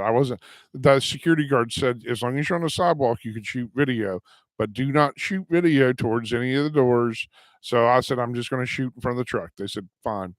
And I have video, which I haven't posted, but I have video of myself talking in front of an AEW truck with his giant 50-foot face on it. so I kind of was leaning towards he was going to come back. Now, Austin being a very dedicated, loyal person to AEW, Yep. was already speculating that he would probably be back this pay-per-view. Now, like he said, he came out at the end of the show, and we know the Joker won the casino ladder match. The Joker was assisted by Stokely Hathaway and his group. Now, here's the thing: when he got that poker chip, he automatically became the number one contender. So yes, we know down the line here sooner than later, possibly CM Punk and MJF are going to go at it again, but this time for the World Championship. And if you thought it was good the first time, The first couple of times, so they had a couple matches. If you thought it was good the first time around, well, guess what? We're running it back again Match 3 for another match because apparently it all stems from CM Punk and MJF having a picture together when he was younger. And like I said, this is why it's all real to me, folks. Yep. This is all reality based story in a wrestling ring. So sometimes it's like sometimes those are the best stories. Those are the best characters when you can play off of make something real become a wrestling storyline. And it's like that's the simplicity of all. People overcomplicate what you need to do with wrestling stories. I'm all for the simplicity of it, especially like a picture from when CM Punk was back in the back in the 2000s, back in the original ROH, and Maxwell Jacob Friedman meeting him when he was like 10 years old. I'm all for that. That makes a circle. Punk was in WWE when MJF got the picture with him. Oh, okay. So it was a little bit later. It was after his first ROH run. So, but my point is the picture exists. They've used it. They've had matches already, and now we're going to get Punk MJF for the AEW World Heavyweight Championship. That'll be match 3 on their saga. Okay. And so we're to the end of the card. Yep. Now MJF's back. back. What's your overall thoughts on everything that's happened tonight? I loved it. Like it was all like I said, like I was always say, the pay-per-view was awesome from start to finish. I really enjoyed it. You know, like I said, there were some critiques, but you know, it happens. And like I said, like I really enjoyed the pay-per-view. Like I said, some critiques, but not many. But you know, MJF returning, that was awesome. And you know, just about the whole show in general was awesome. I can't wait to see how everything plays out in the near future. But you know, here's the commentary team for the whole show. Now, for the pre-show, it was Tony Schiavone and Excalibur for the whole show, and Taz for the matches of Pac against Kip Sabian for the AEW All Atlantic title, and Eddie Kingston against Tomohiro Ishii. You know, they all done awesome on the pre-show. Now on the main show, it was Taz and Excalibur for the whole main show. Tony Schiavone was doing commentary for the first half of the main show, but ended up doing backstage interviews and on-stage interviews later on. Jim Ross done commentary for the second half of the main show, and you know they all are a great commentary team. Jim Ross, Tony Schiavone, Taz, and Excalibur. Like this is another reason why I love AEW, because they got Jim Ross, Tony Schiavone, and Taz who all I grew up watching do commentary. They got, it brings back nostalgia, getting to hear them on commentary again because it brings me back to my days as a kid watching wrestling. And Excalibur, he's play by play, but he does amazing. Like, he gets a lot of shit for his commentary, but he's awesome. And um and but William Regal, he done guest commentary along with um Tony Schiavone, Taz, and Excalibur during the match of uh Chris Jericho. Wait a minute. Don Callis done guest excuse me. Sorry, excuse me. Don Callis done guest commentary along with Tony Schiavone, Taz, and Excalibur during the match of the Elite against Hangman Page and the Dark Order, which that made sense because Don Callis is the manager of the Elite. Don Callis done awesome. And as you know, Don Callis used to be Cyrus the Virus in ECW. And um, and William Regal done guest commentary along with Jim Ross, Taz, and Excalibur during the match between Chris Jericho against Bryan Danielson. And that made sense for William Regal to do guest commentary on that because where he's managing Bryan Danielson, a part of the Blackpool Combat Club. And William Regal, one of the all-time greats. He has a great psychology for the business. He's a great mind for it, everything. And Don Callis, the same thing, and they both done awesome on guest commentary. Now, I will say this about the commentary team. Jim Ross, he does mess up. He does botch a lot of times.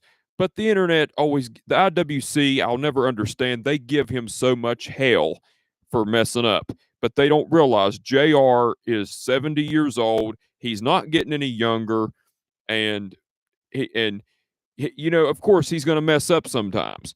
This is my message to the IWC. Back off. Leave JR alone.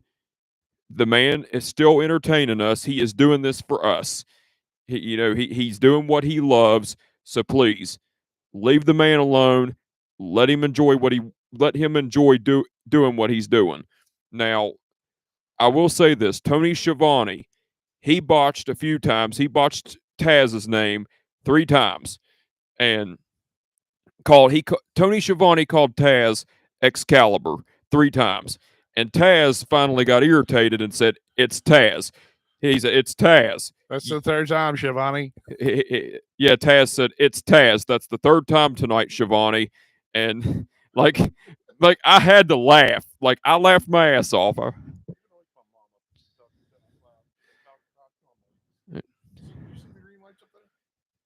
You see the green lights up there?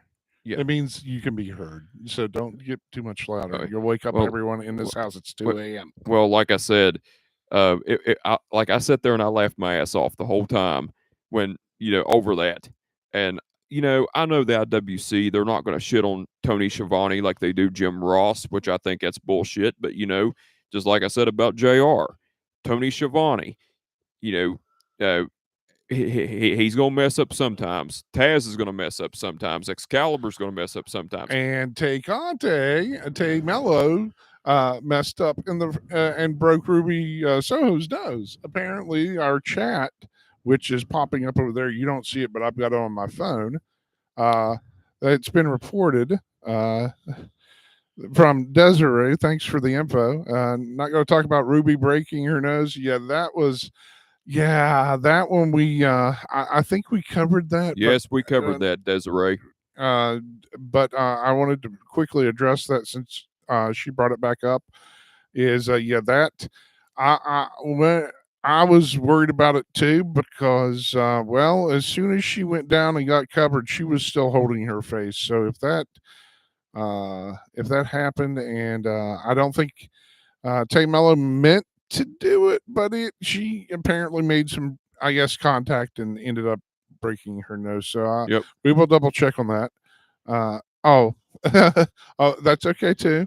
We welcome all walks of life here. Yep, we do. And Michael, since you're in here and mentioned all this, Michael left some comments. Said I was thinking about something, guys. Tony Khan's team is now more competitive because of Triple H pulling out all the stops, which I agree. I Yep. agree. Tony's going to step it up since Triple H running things. CM Punk apparently was being interviewed and was talking about the cult stuff, which I'm not even going to touch. I don't know if that's real or not. And finally, the last couple things that Michael said, he says he agrees. He agrees with us. We need more MJF. It's good for business.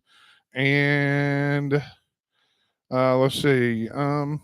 Yeah, Ruby. Yeah, Ruby could be AEW's kind of like Becky Lynch. I could see that happening, especially after that Getting her nose broke. getting her nose broke. Let's see. I also want to back what Austin said about Miro. Just wanted to mention that. Thank you, Michael. So Yeah. yeah, he thinks your comments on Miro and what he was doing are solid. He thinks you're right about that. Yeah, I appreciate that, Michael. I really do. But I was just wanting to cover the commentary team with y'all. Like I said, they're all awesome. Jim Ross, Tony Schiavone, and Taz. Like I said, it brings back so many memories hearing them on commentary. That's another reason why I love AEW, because I get to hear them again. Excalibur, he does amazing on commentary. You know, the whole commentary team's great. But the referees in the event, there was Mike Posey, Rick Knox, Paul Turner, Bryce Remsburg, Stephon Smith, and Aubrey Edwards. They all done amazing. Big props to the referees. They did their jobs tonight. Big top like that's the thing. There are a lot of unsung heroes in professional wrestling. The commentary team, the Referees. lighting team, the referees, the cameramen. So we're here to support every aspect of the professional wrestling business, not only not only the performers and athletes in the ring, the people that are helping run the show, like Leva Bates. I know she's one of the showrunners that does a lot of the communication for people getting ready for matches. On top of what Tony does, right there behind the go position for everyone to go out for their matches. From running the show from right there, there's a lot of communication going on whenever they run big shows like this, and if communication breaks down, it means something's not going right for that show. But yeah, let's see. Michael says I'm only 34, but I love watching the old stuff. Gordon Soley. Gordon was awesome. Oh yeah, he was. Especially I loved him saying what was it? He would call suplex supplay. He would supplay. Yeah. Play. And he agrees with your assessment. JR is a treasure. Yes, I agree. Yeah, me too. You're totally welcome, Desiree. We're like I said, glad to have you. Welcome along. We want to express open opinions. We're positive here.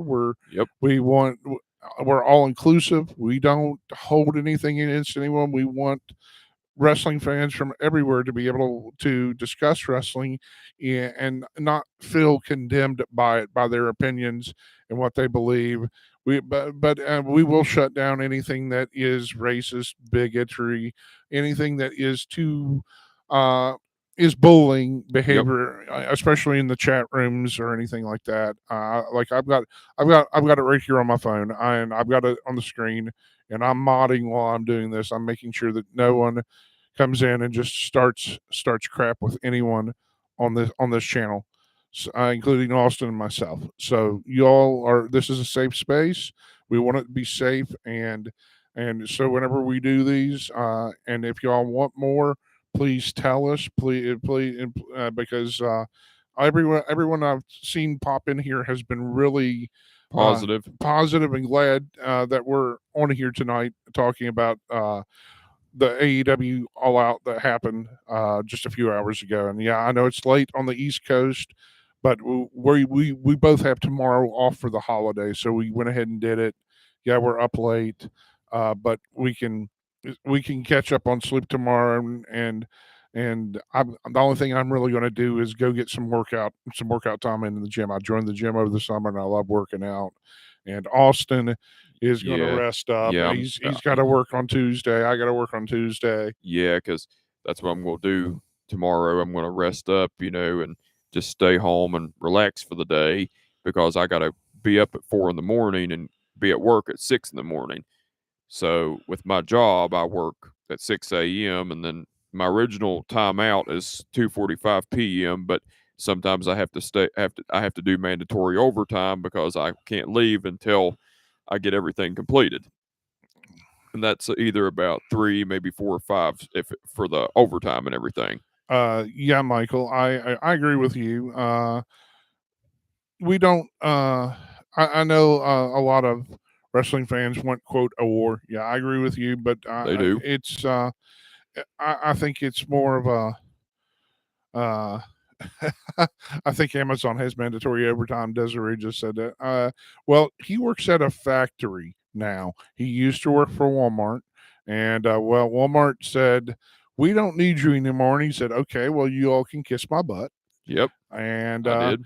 he lined up some interviews, and the first job that was interested in him was Toyota. So now this fine man you see sitting before you, this fine specimen with a beard and hair and hat, and telling you about AEW, is now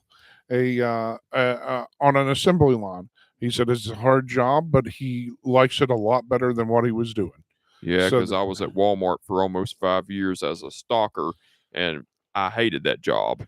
and And before Walmart, I was working at Cracker Barrel as a dishwasher, and I was down there, but also bus tables too. But I was down there for almost 2 years, and I hated that job too. But once again, what? Uh, hey, student of the game, welcome to the stream. We're getting ready to wrap. Okay, Larry, great to see you, Larry. But what Michael was saying, he says we all as fans sometimes get into arguments, but he says Michael's an AEW fan, but he doesn't want to cause any drama or any fights, and we don't want to start fights. We don't. We're don't. not here to start fights. We want discussions. We want to have opinions, and we want to have. Hey, it's okay, man. I'm going to save this so you can go back and watch it all.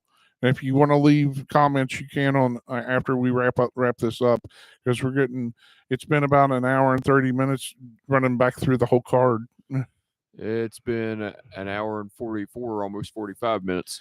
I haven't seen them yet because we went live right after the show. Yep. So any AEW media scrubbing, we've been on here while they've been doing the media scrub. So if you've seen whatever they've said after the show, you're catching us up because we haven't watched the media stuff yet. And so if Punk well, this was impromptu. This is the first time we've done this, man. Yep. Normally Austin puts this media on his channel, but I said, look, I've got a live set up. I said, we're going to go live tonight after the pay-per-view, after AEW.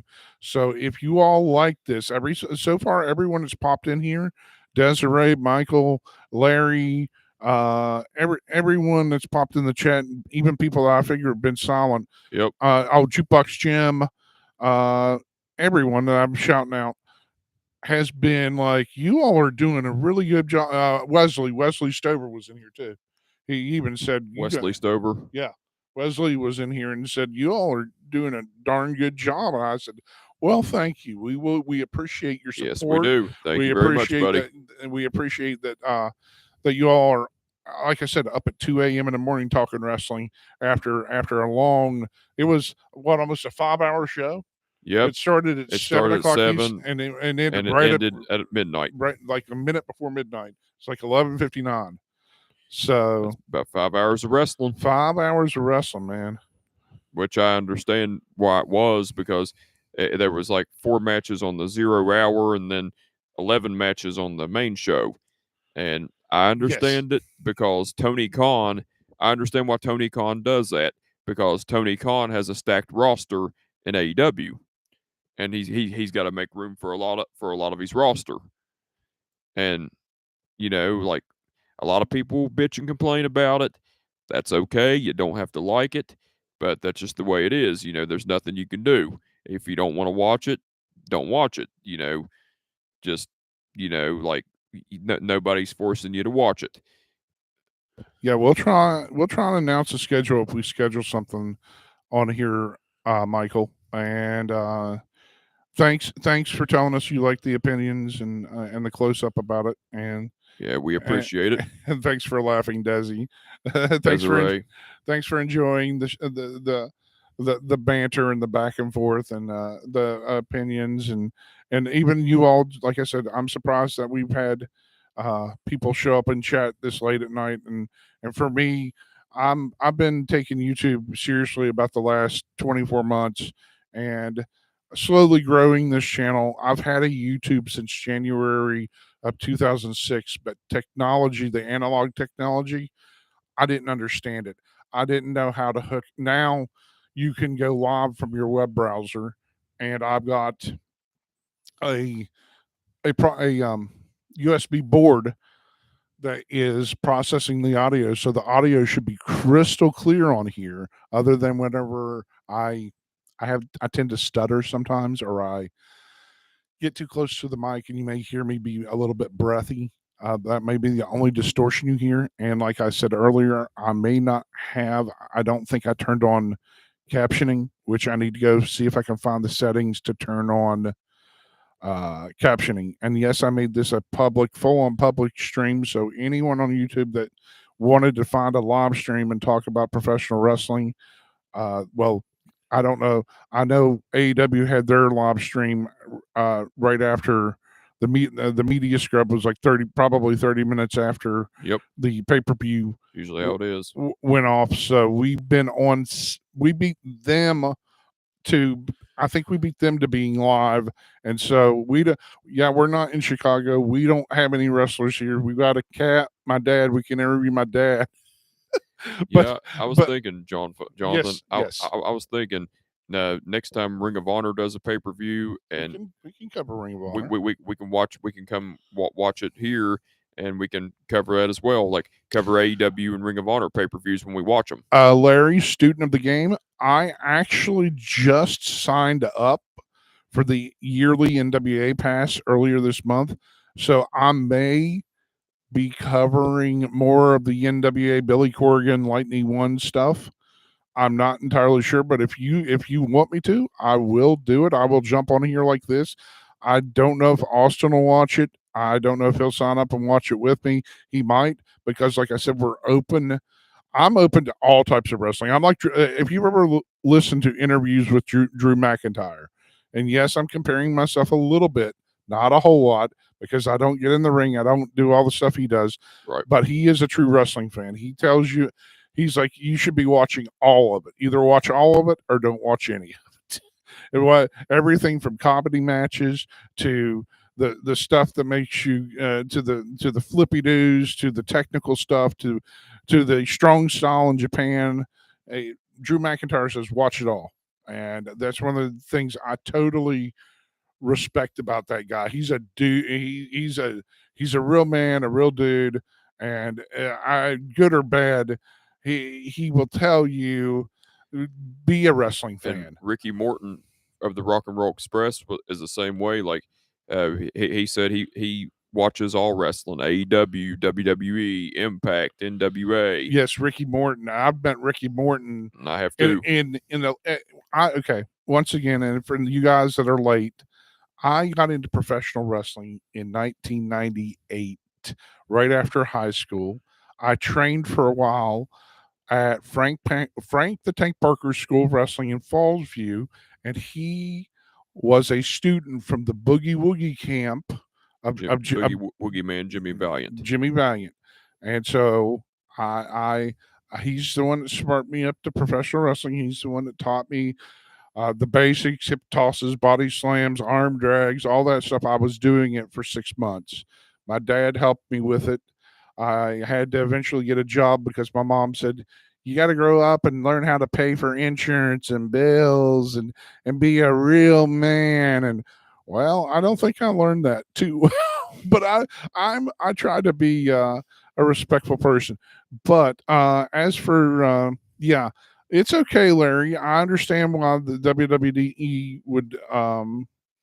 wouldn't be something you want to watch. But it is changing. I would say jump back on there and check it out.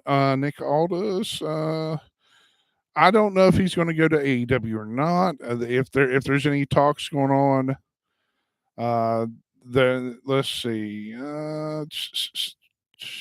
Yes, I agree with Michael. I believe the WWE is going to become more interesting now that Triple H is taking over. The violent. Oh yes, yes, yes, yeah. That's exactly who. Yes, that's exactly who he was. Yes.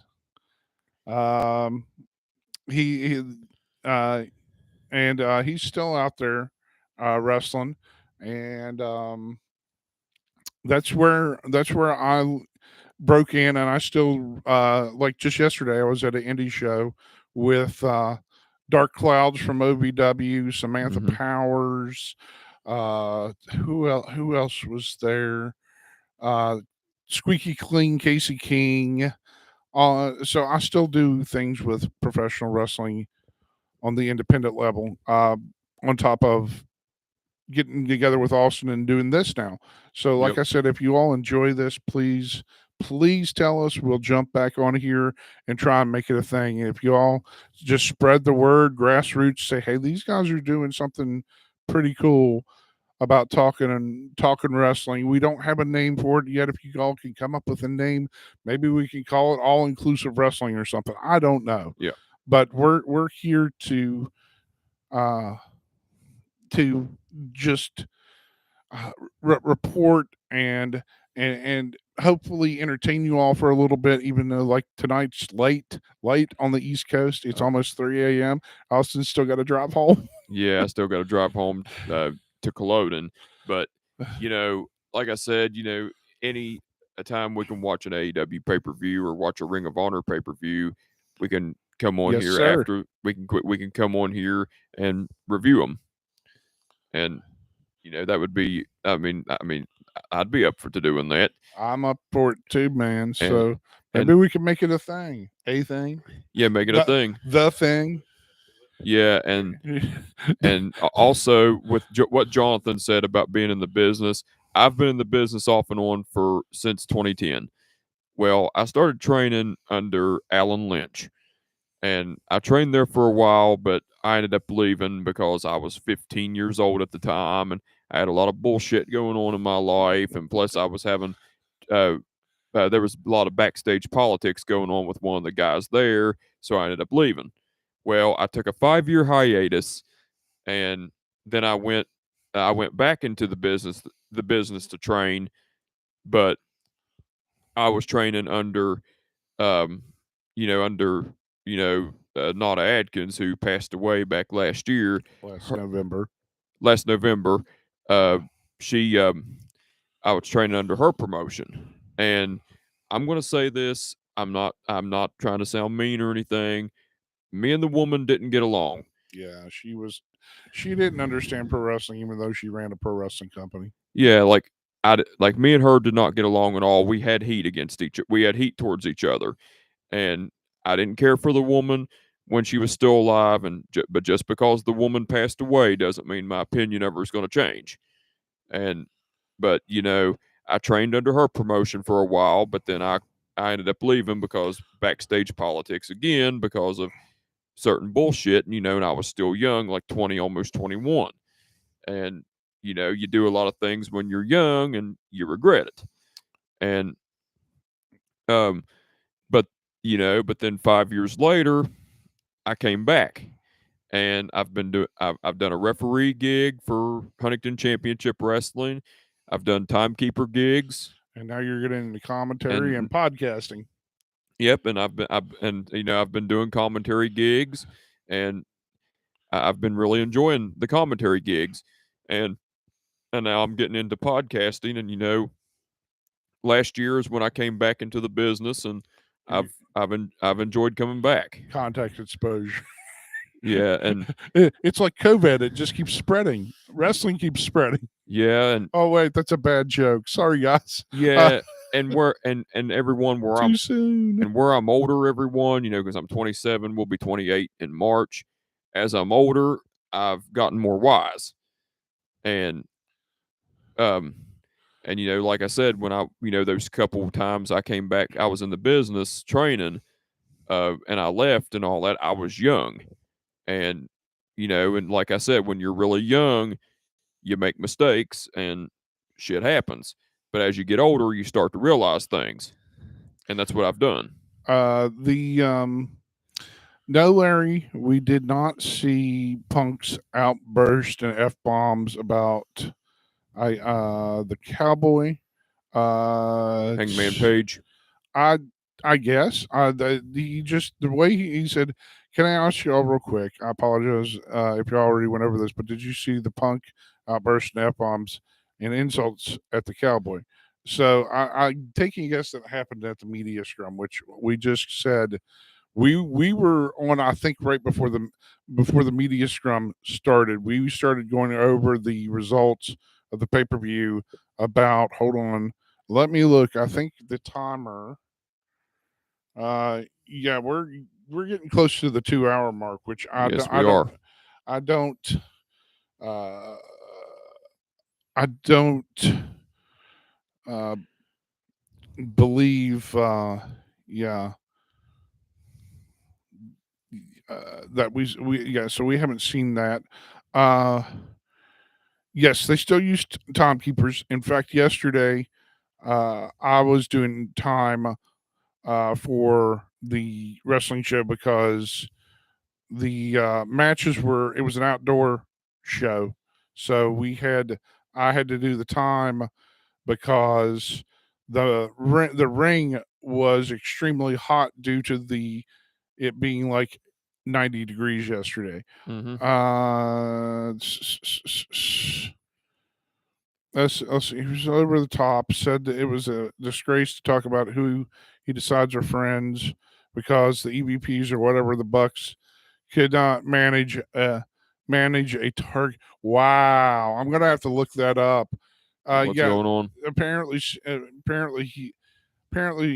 seeing what Larry's saying, CM Punk went off on on the EVPs, which CM Punk's outspoken, and Yep. when he gets upset, he says a lot of stuff, and he may tick off a lot of people, but once again, he's a draw, and Yep. especially in Chicago, where so That's true. He is a draw, and he's outspoken, and that's what I like about the guy.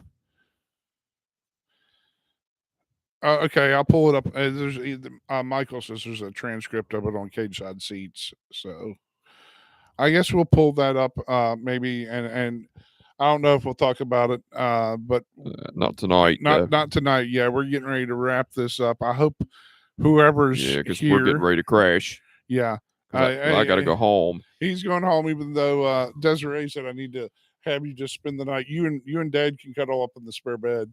Oh God. I didn't say you had to touch each other. Oh Lord. Just sleep back to back. What Desiree say? She said you need to sleep over. Oh God. I don't. Austin Hardy has a lot of quirks. I don't think he's going to sleep over with me. The only time he's ever slept over with me is in the hotel room, and we had two separate beds. Yeah, like in March of 2021, when we went to Jacksonville, Florida for a couple of days, like for the AEW event and then a recovery night. We stayed in a hotel there, but with two separate beds, and then we went to Myrtle Beach, South Carolina, in March 2022 this year, and stayed for a couple days in a hotel with two separate beds. So Jonathan is right about that. Apparently, I need to get my cat an Amazon box because everybody's going to Amazon USA. Yes. All right, folks. It is 2:46 Eastern Daylight Jesus Christ. Time. We're going to jump off here. If you, this will instantly save after I cut off the live stream. I may update the description, so Man, we've hopefully been doing this over 2 hours. right around 2 hours, because we Shit. started right around 12:30, 12:45, right before, like I said, I think we beat the media scrum Of on AEW. of AEW Online. So, well, thank you all. Thank you all for tuning in. If you want to share this out, please like, share, subscribe, all that fun stuff that helps us. Yep. We will. I'm not sure when the next one will be. If you want us on here more, demand it. Come here and comment on the video and be like, you all need to do this more. This is something we enjoyed. Like I said, we both believe in opinions, and everyone is inclusive, and want people here, and But- want a positive community, and we want you to feel safe and welcomed here. Yeah, but it'd have to be on the weekends because me and Jonathan both We- we both work shoot jobs of working Full- Monday through Friday. We have full-time jobs, so this is until we can make this a job and enjoy getting paid for this job. It will have to be whenever we can kind of pop in. So we may try and schedule it. I'm not good at scheduling this type of stuff, so we will look into it. We will explore our options, and hopefully we can do it more. And also, if you all are familiar with social media, I am on social media. I'm on every social media outlet there is. I'm on you can add me on Facebook, Austin Honecker. That's my name. You can follow me, even though I barely use Twitter. You can follow me at Honecker_Austin or Austin_Honecker. Which one is it, Jonathan? On which one? Twitter. Honecker_Austin. Yeah, Honecker_Austin on Twitter. And you can find all my stuff under And- JONFUN, and my live blog, which I posted AEW site, AEW results to, is jonathanmiller.live. Jonathanmiller.live for all your John Fun, aka Jonathan Miller, needs. And Austin, as you were saying. And you can also, like I said, you can add me on Facebook, Austin Honecker. That's my name. And you can also follow me on Twitter at Honecker_Austin. And you can add me on Snapchat, PWFan95.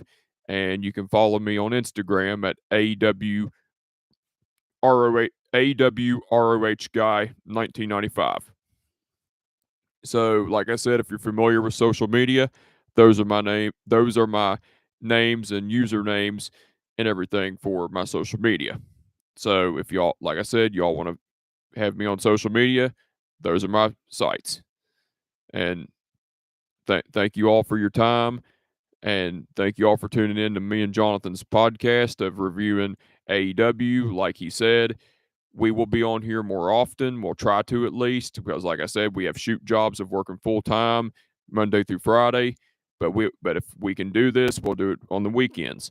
If we're not busy, that is. But we'll be doing AEW reviews. We'll be doing Ring of Honor reviews. We'll be talking wrestling, just talking life, everything. We don't have to. We won't just talk wrestling. We'll talk about life and stuff like that too.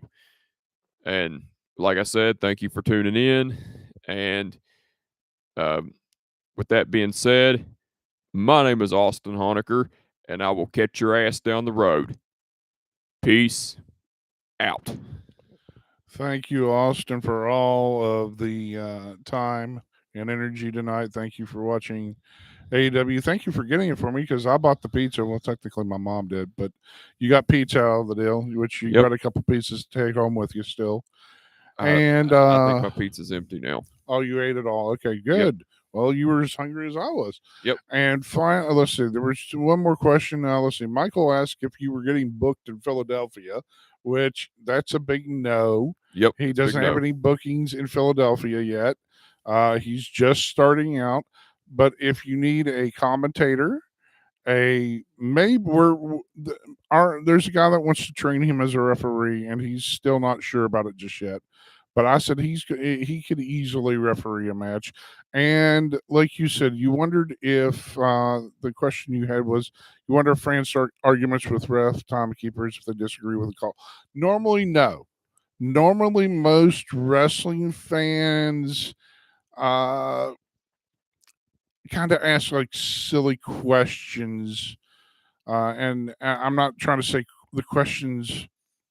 They're just like uh